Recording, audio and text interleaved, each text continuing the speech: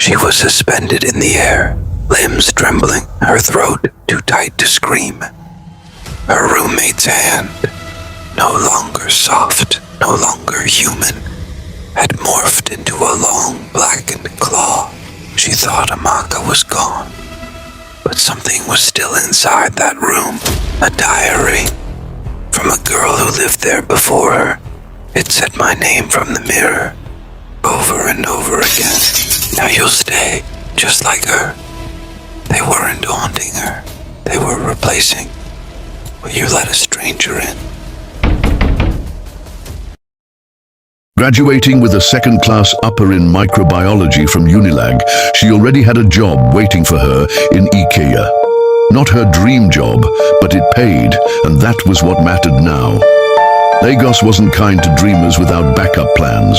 She wanted a place to stay, somewhere neat, quiet and close enough to her office. Her parents' house in Surulere was far, and she didn't want to battle Third Mainland Bridge every morning. A simple apartment. 1 bedroom, 2 bedroom max. Just something that said, "You've made it out of school, girl." She found it after 2 weeks of searching.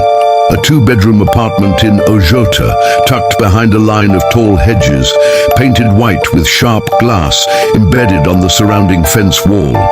It wasn't luxury, but it was clean, affordable, and, most importantly, safe. "Sir, if anyone's looking for a place, tell them I'm open to sharing," she told the landlord, a rotund, soft-spoken man with kind eyes. "It'll help me cut costs, but please, let it be a lady." He nodded. "No wahala, I go find person for you."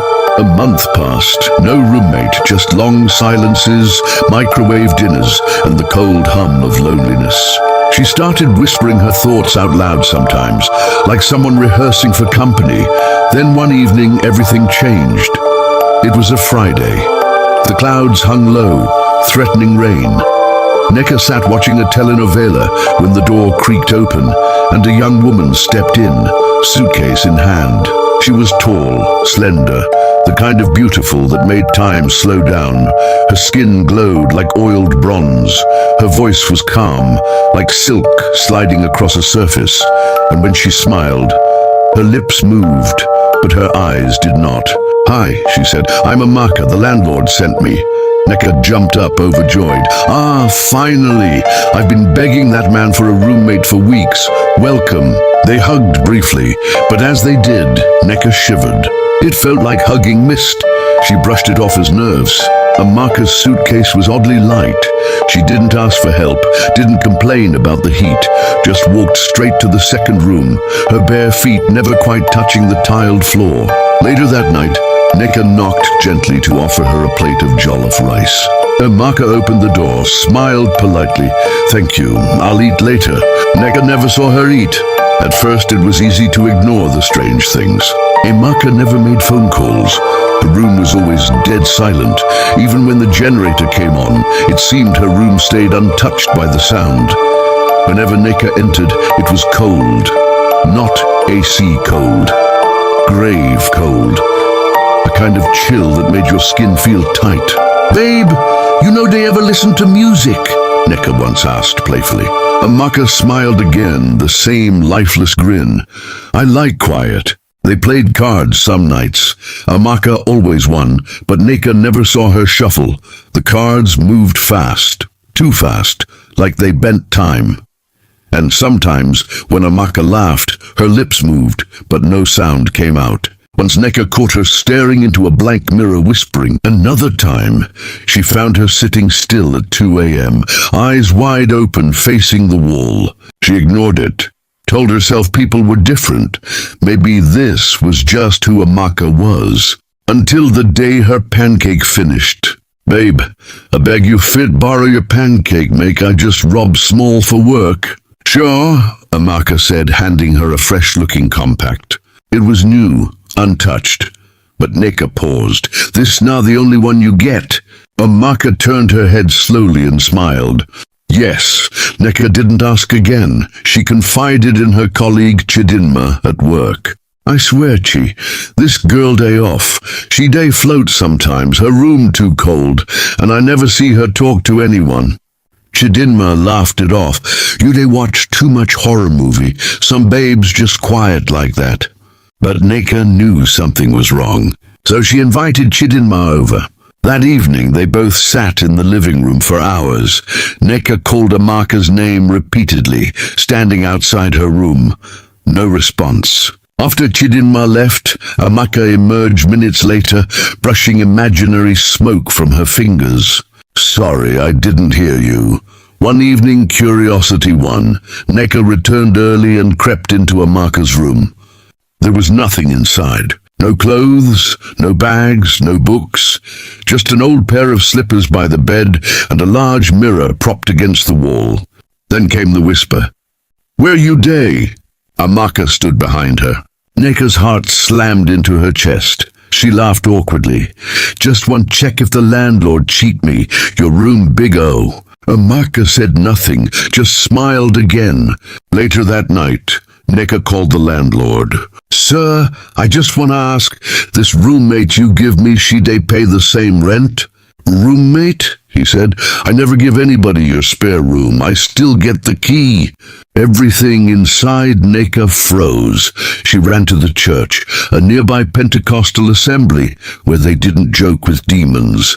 Batched in as the pastor preached. I have a ghost in my house, please help, she shouted. What's the problem, young woman? I live with a ghost, she repeated. She narrated where she lived and the house number. The pastor listened calmly, then said, that room was prayed over last year. A lady died there. Her body was never found. The pastor prayed and rebuked any spirit of ghost and told her to leave the church. We will come to your house soon with the prayer warriors, the pastor said. Her blood turned to ice. She left the church and, still in fear, went in search of a hotel. She got one beside her and she booked a hotel, slept with the light on. But even then, Amaka chased her in a dream, fingers stretching, mouth wide open in a soundless scream. She woke sweating, chewing gum until sunrise, too scared to fall back asleep. Neca hadn't slept much since she felt that she was living with a dead lady. She began staying at a friend's place temporarily, but her things were still at the Ajota apartment. She had to go back eventually. She chose a Saturday morning, bright sun, neighbors outside, plenty of noise. It made her feel safe. When she arrived, the gate was closed, the compound quiet, but the key still worked. She stepped inside cautiously. Everything was as she left it, almost. But something pulled her toward that second room, the one Amaka Chisholm had claimed. Even with the mirror shattered and the floor cleansed, the air inside was unnaturally still.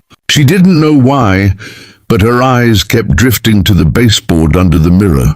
The carpentry was old, a tiny bit of wood sticking out, almost like a drawer. She bent down and pried it open. Inside was a notebook. Thin, frayed at the edges, black cover, no title. She opened it, and instantly knew it was Chisholm's. The past occupant had written a journal about her encounter in this same room. Day 3 in this apartment. I like it. Quiet. Too quiet. I keep hearing someone call my name at night, but when I open the door, no one's there. Day 9. The mirror moved on its own today. I thought I was going mad, but I swear it wasn't in that corner before. I pushed it back. Day 15. I met the landlord's daughter today. She asked how I was settling in, but the landlord told me he had no kids. Day 21. Something is wrong. I hear footsteps in the corridor, but there's no one else here. My food spoils even when the fridge is working. I think something's living in the mirror. Day 26. I woke up with scratches on my thigh. My fingernails are short. It wasn't me. Day 28. It said my name. From the glass, over and over. Chisholm, Chisholm, Chisholm. Day 29. I'm not alone. Day 30. If anyone finds this, please tell my parents I never wanted to stay. It made me. Neca closed the book, hands shaking, her breath caught in her throat. This wasn't just a haunting. This was a cycle. Something had been using the mirror to pull people in, not to haunt, but to replace. That night she didn't return to her friend's house. She went to the pastor.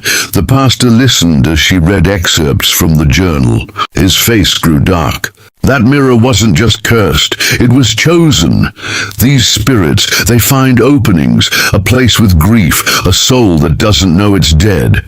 That's how Chisholm became a marker. You weren't the first, he added, and if you hadn't cried out when you did, you wouldn't be the last. He gave her a small crucifix and oil again.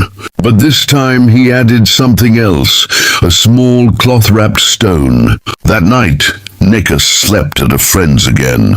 She placed the stone under her pillow, the crucifix on her nightstand. And still just past midnight, the lights flickered, the temperature dropped, and her phone buzzed once, with a message from an unknown number. "You read my diary," followed by a picture of her, sleeping, that very moment. At night she returned. "I've missed you," Amaka whispered, standing at Neca's door. Then she reached out, her fingers now long, thin, inhuman, and lifted Neca into the air like a rag doll. "Shout and you die," she hissed. Amaka dragged her into the room and lifted the bed with one hand. Beneath it was a well. From within, a decomposing hand reached upward, fingernails cracked, flesh rotting. "I never left," Amaka whispered, "and now you'll stay too." She screamed and struggled with Amaka. She laughed, and the laughter was not human. The room darkened. Neca's screams were swallowed whole. Chidinma had returned with a pastor and prayer warriors. When they stormed the flat, every door was open, wind howling unnaturally. They heard Neca's voice, faint, desperate, coming from the floor. Immediately they heard Neca's voice. They began to pray seriously.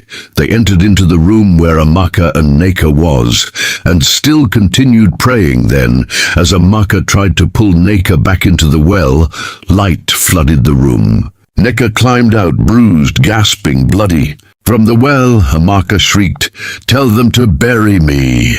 Then the well vanished. The pastor turned to the landlord. "Her parents must bury her properly. Only then will her spirit leave." Neca moved out the next day. The landlord refunded 6 months. That's all he could afford. He helped carry her bag to the gate.